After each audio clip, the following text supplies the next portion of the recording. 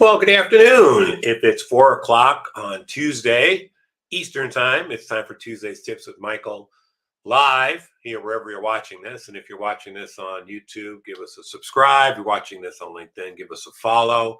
Watching on Facebook, give us a follow. Give us some feedback. Also, we like to hear feedback from our audience.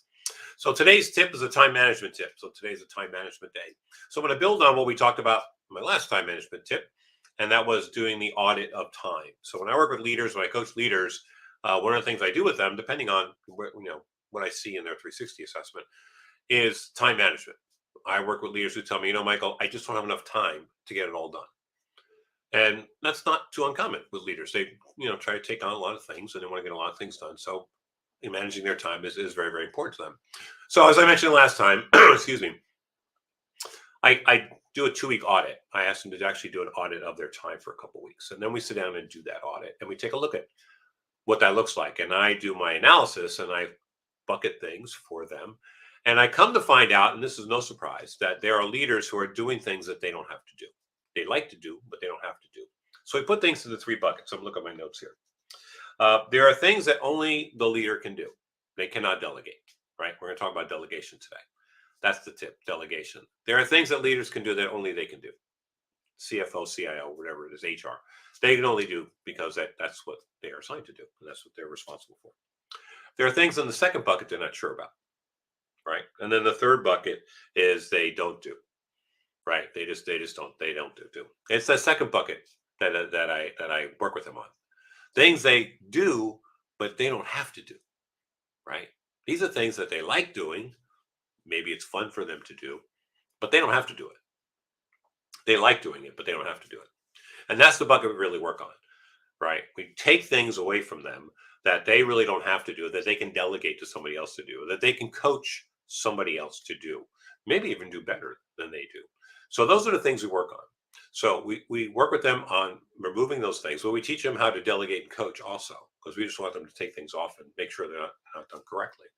So how do you delegate properly? How do you coach, right? So we'll save coaching for another session, another Tuesday tip down the line.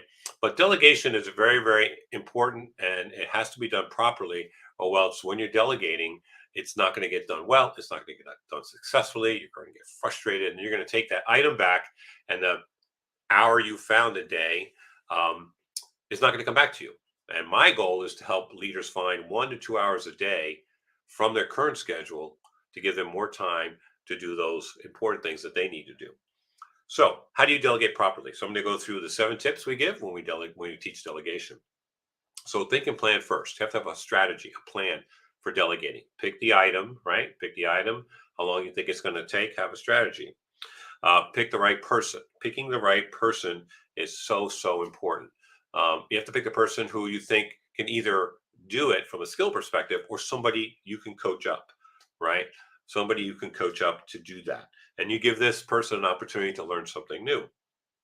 Determine the appropriate authority level. What authority does this person have when you're delegating this task to? Do they have the authority to make all the decisions, some of the decisions? You have to decide what level of authority that you're going to give this person. Try to give as much as they can, as much as you can, and maybe over the course of time you give them more authority to make decisions. But they have to feel empowered to make decisions, to feel good about taking this responsibility. Discuss controls and checkpoints, right? You want the person you're delegating to check in. You don't want to hover. I tell leaders all the time, you don't want to hover over somebody you delegated to. Give them some space to try to get it done on their own. They may slip a little bit, and that's okay, because first time they may slip a little bit. But don't hover over somebody you've delegated to, right? You want to create a motivating environment, set up some checkpoints along the way, have them check in along the way, have her check in along the way, just to make sure that things are moving smoothly and whatnot. And then hold the person accountable and give them recognition, which is probably more important than holding them accountable, right? You want to make sure they get it done properly, get it done on time. But you want to definitely reward them, right? If you've delegated something to somebody and they've accomplished it, now it's part of what they're doing and not what you're doing. You want to celebrate that a little bit, take them out to lunch, buy them a cup of coffee, get them a Starbucks card or something. Thank you. You did a great job. Now, that's only one item, but if you can delegate a group of items that are on your list, off your list, to your team, to others who report to you, give them an opportunity to learn, give them an opportunity to grow, take those tasks off your list. That gives you, as the leader, more time to do those important things or expand on those important things that you haven't been able to get to because you're doing the day in and day out stuff that you really don't need to do, right? You really don't need to do. So that's my tip for today. Delegation. We'll get to coaching as we go through this the fall series, but delegate those things that you don't have to do personally that maybe you just like doing, but it's time to teach somebody else to do, get them to grow, free up your time to do other things. That is my Tuesday tip today.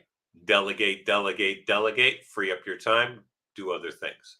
Have a great rest of your week, and we'll see you next Tuesday live wherever you're seeing this. Make it a great week. Bye.